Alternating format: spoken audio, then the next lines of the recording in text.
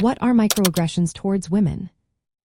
If you've ever felt belittled or marginalized at work or in everyday interactions, you might be experiencing something called microaggressions. Let's break down what these are, especially when they target women. Microaggressions are small, often unintentional, actions or comments that can be very hurtful and demeaning. They can be verbal, behavioral, or environmental, and they communicate negative or hostile messages, usually based on gender. Imagine being in a meeting and having a man interrupt you constantly. This is a common microaggression where women's voices are silenced or ignored. Another example is when men take credit for women's ideas, making it seem like the woman didn't contribute anything significant. Women often face microaggressions related to their roles and tasks. For instance, they might be assigned to decorate the office or take notes in a meeting simply because of their gender. This reinforces stereotypes that women are not capable of handling more substantial or technical tasks. When women are questioned about their competence or seniority, it's another form of microaggression.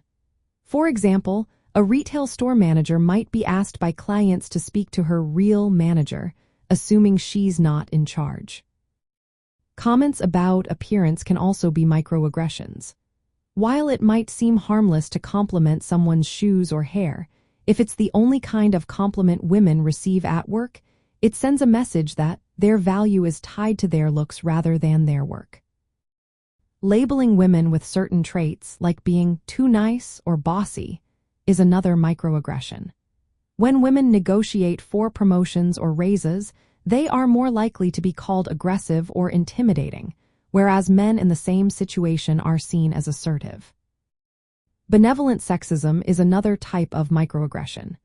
This is when men make comments that seem supportive but actually undermine women's capabilities. For instance, telling a new mom to go home early because she needs to rest can be seen as patronizing and assumes she can't handle her job. Women are often underestimated in the workplace. They might be assumed to be in non-technical roles or be asked to perform administrative tasks that their male colleagues are not. In meetings, they might be ignored or mistaken for someone in a lower-ranking position. Finally, physical touch without consent is a significant microaggression. Even seemingly harmless actions like putting a hand on a woman's shoulder or lower back can be uncomfortable and inappropriate. These microaggressions may seem small, but they can add up and create a hostile work environment.